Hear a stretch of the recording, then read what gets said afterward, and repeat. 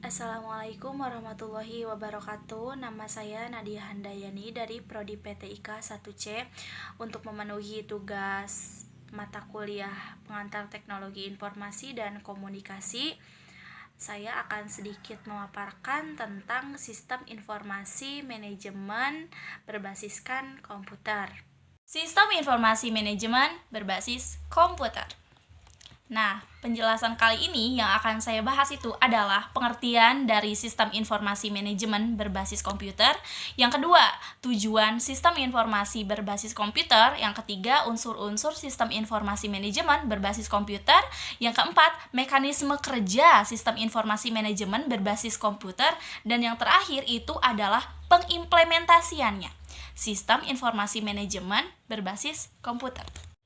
Sistem informasi manajemen berbasis komputer itu adalah suatu SIM yang menempatkan perkakas pengolah data berbentuk komputer dalam kedudukan sentral dan sangat penting. Sistem informasi manajemen berbasis komputer terdiri dari manusia, perangkat keras, perangkat lunak, data-data, dan prosedur-prosedur organisasi yang saling berinteraksi untuk menyediakan data dan informasi yang tepat pada waktunya kepada pihak-pihak di dalam maupun di luar organisasi yang berhubungan dengan sistem informasi manajemen tersebut. Secara teoritis, komputer bukanlah persyarat bagi sebuah sistem informasi manajemen. Meskipun komputer mampu menyelesaikan tugas dalam mengolah informasi dan data dalam sebuah informasi, penggunaan informasi itu tetap tergantung kepada sumber daya manusia yang menggerakkannya. Secanggih apapun komputer yang digunakan di sebuah organisasi, apabila sumber daya manusia tidak mampu menggunakan dan memanfaatkan komputer itu secara maksimal, maka komputer itu tidak akan berpengaruh positif dan bermanfaat. Bagaimanapun komputer yang digunakan hanyalah alat bantu dalam mempermudah pekerjaan manusia. Tujuan sistem informasi manajemen berbasis komputer yang pertama itu adalah untuk memperoleh informasi dengan cepat yang ditunjukkan untuk para manajer atau pegawai dengan tujuan untuk menunjang proses pengambilan keputusan dan untuk memperbaiki proses perencanaan dan pengawasan dalam sebuah organisasi. Nah, yang kedua itu adalah untuk menyajikan informasi yang digunakan untuk mendukung operasi, manajemen, dan pengambilan keputusan dalam sebuah organisasi. Biasanya sistem informasi manajemen itu menghasilkan informasi untuk memantau kinerja, memelihara koordinasi, dan juga untuk menyediakan informasi untuk operasi organisasi. Umumnya, sistem informasi manajemen ini mengambil data dari sistem pemrosesan transaksi. Secara garis besar, sistem informasi manajemen berbasiskan komputer mengandung unsur-unsur berikut ini. Yang pertama itu ada manusia. Setiap sistem informasi manajemen yang berbasis komputer harus memperhatikan username manusia supaya sistem yang diciptakan itu dapat bermanfaat. Hendaknya diingat bahwa manusia itu merupakan penentu keberhasilan suatu sistem informasi manajemen, dan hanya manusialah yang akan memanfaatkan informasi yang dihasilkan oleh sistem informasi manajemen tersebut. Jadi, dapat dikatakan bahwa manusia itu adalah para staf komputer profesional dan para pemakai atau computer user. Yang kedua, perangkat keras atau hardware.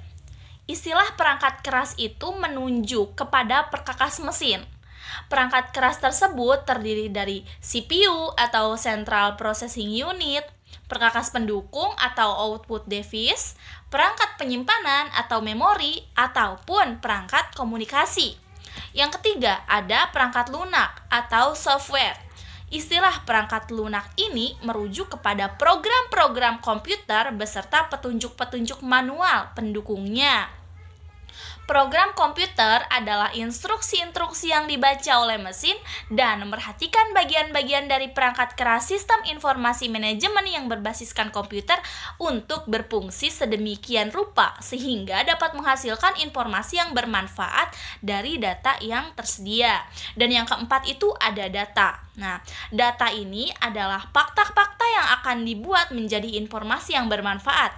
Data tersebut juga akan dipilihkan, dimodifikasi, atau diperbaharui oleh program-program supaya menjadi informasi.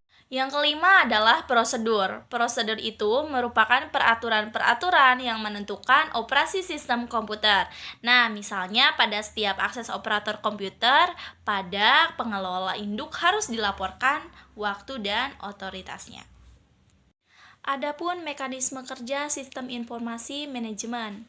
Sebuah sistem informasi manajemen, baik sistem informasi manual maupun yang dilengkapi dengan perlengkapan sistem komputer, itu memiliki komponen dasar yang sama, yaitu masukan berupa bahan informasi data, pengolahan data, instruksi dan prosedur, keluaran, serta catatan-catatan dan arsip.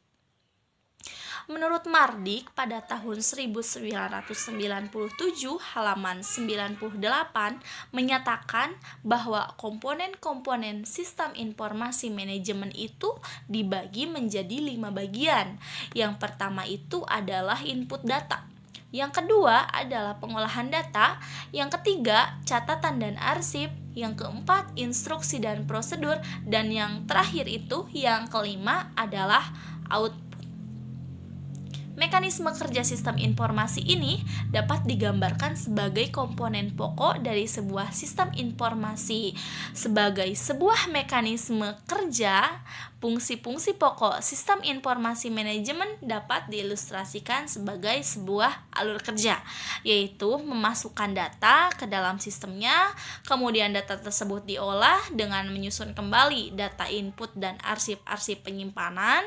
Langkah berikutnya menggambarkan prosedur-prosedur yang akan menentukan data mana yang akan diperlukan, kapan dan di mana data itu dapat diperoleh, untuk apa data itu dipergunakan, serta memberikan instruksi yang harus diikuti oleh pengolahnya. Dan langkah terakhir itu adalah menyiapkan output laporannya. Implementasi atau penerapan sistem informasi manajemen berbasis komputer. Perkembangan informasi pada zaman sekarang itu tak dapat dipungkiri sangat berkembang pesat dan membuat dunia semakin sempit. Jarak tidak menjadi masalah yang berarti dengan adanya teknologi informasi sekarang ini yang membuat informasi menjadi suatu kebutuhan oleh semua orang. Teknologi informasi mencakup seluruh segi kehidupan di muka bumi ini, mulai dari individu, kelompok, jenis organisasi, negara, dan hubungan antar negara satu dan negara lainnya untuk bekerja sama.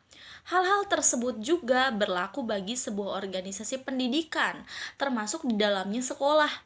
Sekolah dalam memberikan layanan pendidikan kepada pelanggannya harus senantiasa meningkatkan efisiensi dan efektivitas pengolahannya, terutama dalam meningkatkan pembelajaran, sehingga sekolah juga harus menerapkan sistem informasi manajemen berbasis teknologi informasi. Penerapan sistem informasi manajemen dalam pembelajaran akan bermanfaat jika penerapannya sesuai dengan tujuan, visi, dan misi organisasi dengan menetapkan strategi informasi dalam pembelajaran. Penataan terhadap kejadian tersebut, ilmuwan telah mengembangkan orientasi baru dalam bidang informasi yang dinamakan dengan sistem informasi manajemen atau Information Management System atau disingkat menjadi IMS. Hanya itu yang dapat saya paparkan. Mohon maaf atas segala kesalahannya. Mudah-mudahan dengan dibuatnya video ini yang bertujuan untuk memenuhi tugas mata kuliah pengantar teknologi informasi dan komunikasi akan bermanfaat untuk saya dan semua orang, insya Allah. Wabillahi taufiq wal hidayah. Wassalamualaikum warahmatullahi wabarakatuh.